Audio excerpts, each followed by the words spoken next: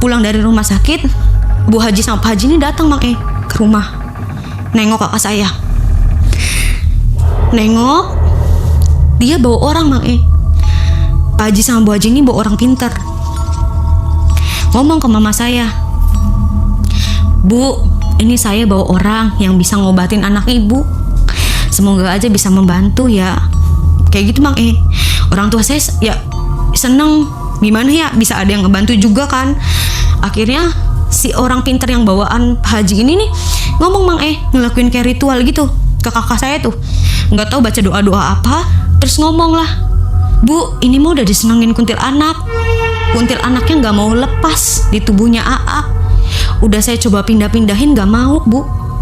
Itu mama saya langsung pingsan Mang dikasih tahu itu sama si paranormal yang dibawa sama Pak Haji ini. Sebelum ceritanya dimulai, jangan lupa klik tombol subscribe, nyalakan lonceng notifikasinya, dan bantu channel Suara Tengah Malam terus menghadirkan kisah-kisah horor paling menyeramkan setiap malam. Tulis di kolom komentar dari mana kamu menonton dan jam berapa kamu mendengarkan cerita ini. Siapa tahu ada yang ikut mendengarkan bersamamu. Selamat mendengarkan, dan semoga malam ini tidak ada yang memanggil namamu. Di 2018, kita karyawan ya biasalah ya kerja. Ada yang nyapu, ada yang nge-refill, ada yang nganuin. Ada satu karyawan, kita sebut aja namanya Mul ya. Si Mul ini diajak nih Mang sama Pak Haji keluar, kayak yang, Mul ayo antar bapak. Tapi yang diajak cuma Mul doang, Pak Haji yang lain enggak. Terus ditanya sama Mul, kemana Pak? Ya udah yuk cari kopi sekalian buat anak-anak, buat karyawan. Katanya kayak gitu Mang ya kita seneng dong mau dikasih kopi ya, ibaratnya dikasih gratisan traktiran sama Pak Haji sama Bu Haji kan. Kita kerja biasa, si Mul sama si Pak Haji nih keluar Mang keluar. Terus ternyata kopinya cuma dapat satu Mang si Mul doang. Kata Pak Haji jawabannya, maaf ya traktirannya besok lagi. Ini kopinya habis, di sananya cuma ada satu. Jadi ya kan ngajaknya Mul, jadi Mulnya yang dikasih. Katanya kayak gitu Mang Jadi ya udahlah kita mah nggak terlalu mengharapkan ya, cuma kopi cup doang. Akhirnya Mul tuh disuruh santai tuh sama si Pak Haji sama Bu Haji. Ngobrol lah si Mul nih sama Bu Haji sama Pak Haji di deket kasir. Itu tuh ngobrol. Sepulangnya beres-beres itu posisinya lagi tutup cepet Mang nggak tahu kenapa, walaupun belum habis si Pak Haji sama Bu Hajinya nih minta tutup warung cepet tuh. Di jam berapa ya, jam 10-an si warung tuh minta tutup. Udah tutup aja, sayanya capek. Alasannya kayak gitu, tutup aja saya capek mau istirahat ya, nanti besok lagi lah. Terus kan karyawan pada nanya, ini Bu Eman mau bazir, masakannya masih banyak. Udah gak apa-apa, kemarin kan kita omsetnya banyak dari kemarin-kemarin tuh Mang ya 8 juta, gede lah rumah makan 8 juta di tahun 2018 kan. 10 juta kadang. Dari situ tutup cepet tuh di jam 10-an. Karyawan bubar. Itu jam 1 malam kakak saya dapat info Mang bahwasanya si Mul langsung meninggal. Saya bisa dapat info tuh, kakak saya tuh punya teman yang sekampung sama si Mul. Jadi bisa ya kontekan lah kakak saya sama saya langsung dong ngelayat, karena kebetulan beda desa doang. Di sana karena kebetulan saya kan masih melek ya di jam-jam segitu. Beda desa, saya tuh datang sama kakak saya ke sana Mang Terus kan kalau di desa-desa kan masih ditutupnya masih setengah ya, kepalanya masih belum ditutup maksudnya. Dari situ saya ngeliat Mang dia persis banget sama kayak Fitri Mang meninggalnya. Mukanya biru semua, mukanya biru kayak orang nggak ada darah gitu tuh Mang biru. Terus badannya kaku Mang Kata kakak saya yang ngegotong untuk mandiin itu bener-bener badan tuh kayak kayu Mang Karena kebetulan kakak saya sama saya tuh ngikut sekalian nguburin, karena nguburinnya kan besok pagi. Sampai saya nggak tidur Mang di rumahnya si Mul ini sama kakak saya. Kakak saya ikut mandiin jam 2 malam, ikut mandiin. Itu badan kayak kaku, kayak kayu, kaku total. Ditekuk nggak bisa, diapain nggak bisa. Saya taunya itu karena kakak saya ngomong, bilang ke saya, Nok, badannya Mul kayak kayu Nok, nggak bisa ditekuk, nggak bisa apa. Aduh, saya kepikiran Mang langsung kepikiran kayak ngelihat si Fitri keponakannya si Pak Haji ini, kok bisa sama kayak si Fitri ini gitu tuh Mang Dari situ besok pagi saya pulang, itu dimakamin, si Mul dimakamin. Gak lama kemudian kan jam 3 berangkat ke warungnya. Jam 3 saya berangkat lagi tuh Mang walaupun saya di situ tidur cuma beberapa jam doang tuh. Jam 3 saya berangkat sama kakak saya si Iki Nah terus Pak Haji sama Bu Haji ngomong, katanya, Cak, iki sini dulu ibu mau nanya. Nanyalah, kita ngobrol tuh, kakak saya sama saya. Kebetulan yang datang ke rumahnya si Mul pas dikabarkan Mul meninggal tuh cuma saya sama kakak saya doang, Mang. Saya diituin, dipanggil, Iki, itu si Mul kenapa Ki? Gak tahu Bu, tiba-tiba meninggal. Terus ya jawabnya, kata ibunya mah gak sakit Bu, pulang kerja tuh ngomongnya langsung bleger aja, langsung ya bleger aja lah, gak ditanyain gak jawab, apa gak jawab. Terus tiba-tiba tiduran Bu, tiduran tuh terus bener-bener kayak orang stroke, gak bisa ngapa-ngapain, ditanya gak jawab, badan kaku gak bisa digerakin. Nah mau disempet dibawa ke rumah sakit tuh ternyata udah gak ada duluan si Mul nih Mang. Terus ya ibunya nanya, ya Allah kasihan ya si Mul, padahal malam masih baik-baik aja, masih dikasih kopi, masih ditraktir sama bapak. Pak Hajinya juga ngomong kayak gitu Bang. Si pak bapak sama ibu tuh ngomong, ya udah nanti saya mau ke sana, nanti yang jagain kasir anak saya, kata si Pak Haji sama Bu Haji. Jadi si Pak Haji sama Bu Haji ini nih kalau nggak salah di jam 4 nih kesana Mang, ke rumahnya si Mul kayak ngelayat gitu. Tapi nggak lama, cuma paling sekitar setengah jam lah, terus balik lagi. Dari situ itu besoknya Mang, omset langsung gede-gedean lagi Mang, langsung di 18 juta, 20 juta, sampai si bos ini nih beli mobil baru dalam jangka seminggu dengan omset segitu Mang. Itu Mang langsung beli melejit. Dari Fitri, jangka kan 1 tahun. Oh, itu udah plus 1 tahun ya? Karena jangkanya 1 tahun Mang. Jadi setiap 1 tahun tuh kayak ada aja gitu tuh. Tapi karyawan belum ada yang curiga. Belum ada yang curiga. Sampai ya saya masih tetap disuruh kadang kalau sayanya lagi lelayan ya, kadang si Sinta, kadang Dewi yang nyaruh kresek itu tiap malam Jumat. Kadang kan saya penasaran tuh nanya ke si Sinta, kreseknya isinya apa sih? Kenapa sih nggak boleh dibuka Kak, itunya si ruangannya? Si Sinta cuma jawab, biasanya bapak tuh ngaji kalau malam Jumat tuh. Ngajinya tuh pokoknya dari jam 8 lah sampai jam 10-an baru turun. Emang iya Mang, kalau diperhatiin tuh nanti jam 8 naik bapak nih, tiap malam Jumat jam 10 turun, rewang lagi gitu. Sampai kayak gitu Mang, sampai kenapa sampai nggak boleh karyawan nggak buka itu, sampai digembok Mang. Si kamar itu tuh, si ruangan itu sampai digembok. Tapi ibadahnya rajin ya Pak Haji? Ibadahnya rajin Mang, Bu Hajinya juga? Bu Hajinya juga tepat waktu terus maghrib kesana, nanti anaknya yang gantiin, yang ngasirin. Karena kan kebetulan si Bu Haji ini nggak percaya sama karyawan kalau tentang uang ya, kalau tentang uang nggak percaya, jadi anaknya yang ngejaga gitu. Itu dari kematian Mul muncul terus kayak omset gede. Saya tuh kayak sampai mikir lagi ya, kayak kemarin Fitri meninggal ibaratnya kan omsetnya langsung melejit. Nah terus ditambah ini Mul meninggal omsetnya langsung melejit, ditambah setiap habis itu tuh saya selalu ngelihat makhluk itu loh Mang. Jadi rasa saya tuh rasa curiganya makin ada, tapi saya nggak berani ngungkapin. Tapi saya pernah nanya ke kakak saya waktu itu, kayak curiga nggak sih, maksudnya kenapa ada kamar di atas gitu tuh, kenapa kita nggak boleh ngebuka, terus kenapa saya selalu ditampakkan itu. Saya sampai nanya itu Mang. Tapi kakak saya tuh cuma jawab yang udah fokus kerja aja, selagi kita kerja bener sih udahlah, jangan mikirin yang aneh-aneh.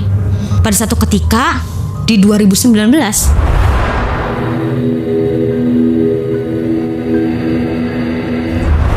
itu kakak saya Mang, yang biasanya nggak pernah bawa makanan dari warung, itu malah mau makan dari warung Mang. Kakak saya makan nih, bawa kayak hawanya lapar terus tuh Mang katanya. Saya bilang lah ke kakak saya kayak yang tumben sih ngomong aja mau makanan dari warung, mau makanan dari warung gitu Mang. Saya cuma jawab nggak tahu, pengen aja makan dari warung. Sampai ngomong aja Mang sama di kerjaan nih, Nok nanti tolong ingatin mau bawa makanan dari warungnya, pengen pisan. Padahal selama kerja nih gak pernah Mang bawa makanan dari warung tuh. Dia selalu makan masakan mama. Kebetulan kalau saya sama kakak saya tuh bekal bawa dari mama udah disiapin. Terus nggak pernah kalau pulang ya maksudnya makan di rumah gitu. Paling di sana kan misalnya maghrib makan makanan bekal, misalnya mau jajan paling yang lewat-lewat apalah gitu. Nggak pernah makanan dari warung. Sampai Bu Haji sama Pak Haji tuh ngegantiin makan kita, karena kita nggak pernah makan di warung tuh ngegantiinnya dengan uang Mang. Dari gaji saya yang seminggu cuma 350, itu saya bisa seminggu itu bisa dapat 600.000 Mang. Di zaman 2018 sampai ke 2019 tuh saya 600.000 seminggu, 600.000 seminggu. Gak pernah namanya itu, kadang lebih dilebihin sama Bu Hajinya. Apalagi kakak saya, karena kebetulan kakak saya tuh udah lama banget kerjanya. Dari situ ngomonglah sama kakak saya, tumben nanti mama marah kalau bawa makanan dari warung A, karena mama udah masak banyak tadi pas berangkat kan ngeliat ya. Terus kakak saya nggak tahu, Nok, udahlah mau makan dari warung, mau nyobain juga. Dari situ kakak saya bawa tuh makanan dari warung. Itu pulang makan lahap banget makannya kayak orang kesurupan. Sampai mama saya tuh ngomong kayak yang, tumben bawa makanan dari warung, ini mama udah capek-capek masak, AA-nya malah bawa makanan dari warung. Saya juga terheran-heran gitu ya, maksudnya kenapa kakak saya mau makanan dari warung gitu kan, tapi dengan lahap dia makan gitu tuh. Itu gak lama dari situ kakak saya tuh kayak ngantuk hawanya. Akhirnya dia rebahan tuh di teras dia rebahan. Ya kita mah biasa-biasa aja ya, namanya pulang kerja kan ngeliat dia capek, saya juga capek. Kalau saya langsung di kamar. Nah mama saya tuh manggil tuh kakak saya, tapi tuh nggak dijawab-jawab sama kakak saya tuh. Kayak Ki masuk, udah tidurnya di kamar. Tapi tuh nggak dijawab-jawab, nggak ada respon Sampai akhirnya tuh mama saya nyamperin nih kakak saya yang tidur, gitu tuh nyamperin. Sampai digoyang-goyang nggak bangun. Sampai maksudnya disiram pakai percikan air itu nggak bangun. Akhirnya mama saya gempar dong, Caca, terus manggil saudara-saudara yang lain, tetangga. Iki bener-bener kakak saya tuh kayak si Emul ngejeger aja gitu badannya tuh. Ditanya nggak jawab, digoyang-goyang nggak gerak. Akhirnya inisiatif bawa ke rumah sakit langsung itu, karena kebetulan tetangga saya punya mobil dan tetangga saya alhamdulillahnya baik-baik semua tuh Dibawalah ke rumah sakit. Sampainya di rumah sakit dicek di apa, tapi normal semua darah apa, sampai kayak orang stroke. Terus akhirnya si pihak rumah sakit bilang, ini bu mau di-scan aja di-scan yang dimasukin semua badan tuh di satu ruangan. Terus ditanyain kan soal biaya kan. Dari situ biayanya cukup mahal. Alhamdulillahnya ada saudara yang bisa ngurus BPJS Akhirnya diuruslah BPJS dan jadinya pakai BPJS tuh. Akhirnya BPJS jadi di-scan tuh di-scan, nungguin hasil beberapa jam, itu normal semua Sampai dokter bilang, bu ini nggak ada penyakitnya sama sekali, darah normal, apa normal, benar-benar normal, di-scan juga normal semua, tulang juga nggak ada yang patah, nggak ada yang apa gitu tuh. Dari situ mama saya cuma bisa nangis, mama saya cuma bisa doa. Nah terus mama saya tuh disarankan sama saudara saya. Ada salah satu saudara jauh saya tuh ngomong, coba minta air deh ke orang pinter, kayak gitu. Saya mah percaya nggak percaya sih hal begitu ya. Cuman mama saya lillahi ta'ala demi kesembuhan kakak saya, akhirnya saya memberanikan diri tuh ke orang pinter. Datang kakak saya dirawat, saya minta air tuh ke orang pinter. Saya datang berdua sama mama saya. Orang pinter ini udah langsung nebak, mau apa datang sini mau minta air, kakaknya sakit ya, langsung ngomong kayak gitu Terus saya bilang, saya langsung nangis. Terus saya bilang, iya pak, bisa bantu nggak? Kakak saya nggak bisa apa-apa, di rumah sakit juga nggak ada penyakitnya sama sekali. Sampai benar-benar dicek, di-scan tuh nggak ada penyakitnya sama sekali. Terus orang pinter ini nih cuma kayak menjamin mata, terus ngebuka air. Dari situ orang pinter tuh ngomong, nih usapin ke badannya ya, berulang kali. Terus kalau bisa disuapin pakai sendok, mumpung belum jauh. Itu kata-kata belum jauh tuh apa ya, kata-kata yang terngiang terus di pikiran saya tuh, kayak sedih, kayak saya takut kehilangan kakak saya.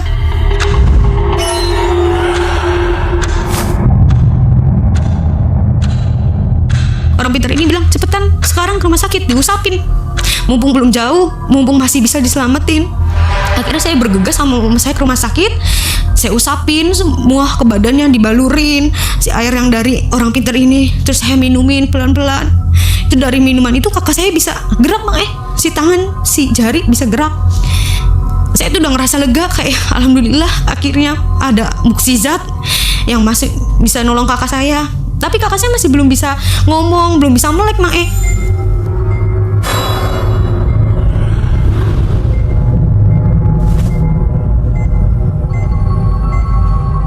Di situ Hari pertama saya ke situ, kebetulan airnya habis, saya datang lagi ke orang pinter ini Mang minta air lagi. Terus si dokternya itu bilang bahwasanya ini nggak ada penyakitnya, nggak bisa lama-lama di rumah sakit, bosnya kayak gitu kan, BPJS kan ada waktunya Mang Dari situ pulang lah, dibawa pulang Mang kakak saya nih ke rumah. Gak lama dipulang dari rumah, saya kan cuti ya beberapa hari. Dari pas kakak saya sakit ini, saya tuh izin Mang ke rumah makan ini, datang lah. Kayak, Bu, Pak, saya izin gak berangkat dulu ya beberapa hari ke depan karena Kak Iki sakit. Bu Bos sama Pak Bos ini nih kayak bener-bener shock tuh Mang kayak pura-pura shock aja, gimana sih? Kayak yang, beneran sakit apa? Kenapa sakitnya? Orang kemarin biasa aja, kayak gitu Mang Ya, saya dengan ngomong dengan lantang, dengan iya Bu, sakitnya tiba-tiba kayak stroke, tapi pas udah dibawa ini lagi dibawa ke rumah sakit, saya bilang gitu. Dari situ si bosnya cuma bilang, oh ya udah semoga cepet sembuh, nanti kamu berangkatnya nanti ya kalau kakak kamu udah sembuh, ngomongnya kayak gitu. Akhirnya beberapa hari tuh Mang saya di rumah sakit, saya nggak kerja, saya ngurus kakak saya bolak-balik nyari alternatif lain kan, karena emang di rumah sakit tuh nggak ada solusi. Jadi saya ke orang pinter. Pulang dari rumah sakit, Bu Haji sama Pak Haji ini datang Mang ke rumah, nengok kakak saya. Nengok, dia bawa orang Mang Pak Haji sama Bu Haji ini bawa orang pinter. Ngomong ke mama saya, Bu, ini saya bawa orang yang bisa ngobatin anak ibu, semoga aja bisa membantu ya. Kayak gitu Mang Orang tua saya ya seneng, gimana ya bisa ada yang ngebantu juga kan. Akhirnya si orang pinter yang bawaan Pak Haji ini nih ngomong Mang ngelakuin kayak ritual gitu ke kakak saya tuh, nggak tahu baca doa-doa apa, terus ngomong lah, Bu, ini mau udah disenengin kuntil anaknya nggak mau lepas di tubuhnya AA. Udah saya coba pindah-pindahin nggak mau Bu. Itu mama saya langsung pingsan Mang dikasih tahu itu sama si paranormal yang dibawa sama Pak Haji ini.